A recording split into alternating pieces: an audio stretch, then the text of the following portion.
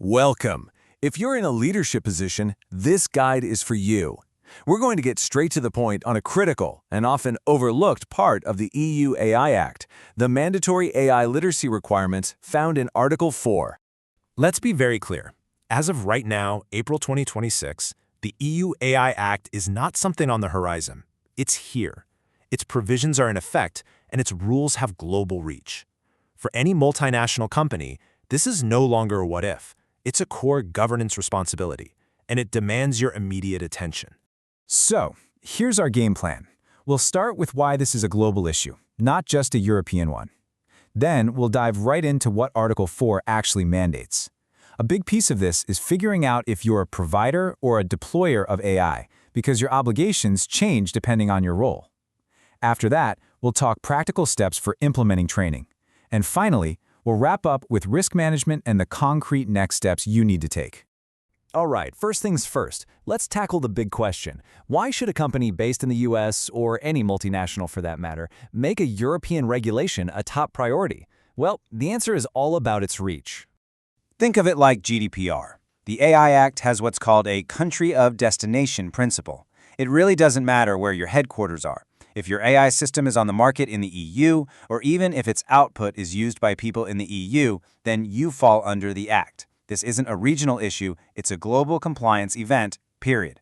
And to add a sense of urgency, let's just look at the timeline. The Article 4 AI literacy rule, that's been in effect since February of 2025, so for over a year now. And with national authorities getting their full enforcement powers this coming August, the time to show you've been proactive is, well, it's now. The prep phase is over. It's all about implementation. Okay, so we know it applies. But what exactly is the mandate? Let's get into the details of what the EU actually means by AI literacy. The legal text itself gives us the answer. It states that providers and deployers shall take measures to ensure, to their best extent, a sufficient level of AI literacy of their staff. The obligation is on both sides of the coin, providers and deployers. And pay close attention to that phrase, to their best extent. It's a key part of this. So, what is AI literacy according to the Act? It's not just about knowing how to code. It's really a three-part concept. First, having the skills to use AI systems in an informed way. Second, understanding the opportunities they bring. And third, and this is absolutely crucial, being fully aware of the risks and the potential for harm. This really frames AI literacy as a core part of your company's risk management strategy. Now, back to that phrase, to their best extent. This is so important. Regulators are not expecting you to just check a box with a generic training video. What they're looking for is a genuine, good faith effort that's specifically tailored to your company. It has to be sensitive to the kinds of AI you're using, the different roles people have, and of course, the risk levels of those AI systems. One size does not fit all here. This leads us to a really critical distinction you need to make, one that will shape your entire compliance strategy. You have to ask, is our organization a provider of AI, a deployer, or maybe even both? Because the answer directly impacts what your training needs to focus on. Let's break this down. Your responsibilities are very different depending on that role. If you're a provider, meaning you develop and market an AI system, your training has to be focused on the technical side of things: documentation, deep risk assessments, data quality, cybersecurity. On the other hand, if you're a deployer, you're using an AI system in a professional setting, your training focus shifts. It's all about safe operation, having proper human oversight procedures, knowing how to interpret the system's output, and making sure your vendor is compliant. And here's a key point. These roles aren't mutually exclusive. Your company could easily be both. You might be a deployer when you use a third-party AI for your HR department, but also a provider if you're developing and selling your own AI-powered product.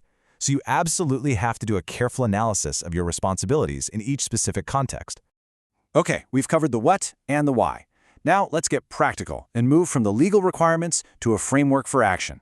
How do you actually implement a compliant AI literacy program across your entire organization? A great way to approach this is with a tiered model. Think of it in 3 layers. First, you need foundational training for everyone. This gets all your staff on the same page with basic AI concepts, the risks involved, and your company's own AI policies. The second layer is role-based specialization. Here, you create tailored training for different people. What a developer needs to know is completely different from someone in marketing who just uses an AI tool. And finally, the third and most critical layer, system-specific training. For any high-risk AI systems, the staff operating them need bespoke training that focuses squarely on human oversight and specific ways to mitigate risk. It's also useful to know what the regulation doesn't say. Article 4 doesn't force you to create a new AI officer position, and it doesn't require any kind of official certificate. But, and this is a big but, you absolutely need to keep records. Meticulous internal documentation of all your training efforts is your #1 way to prove you've made that best extent effort to comply. All right, let's bring this home and focus on the bottom line for leadership, managing the risk and figuring out the strategic now what for your executive team and the board. Let's start with a number that should get everyone's attention: 35 million euros.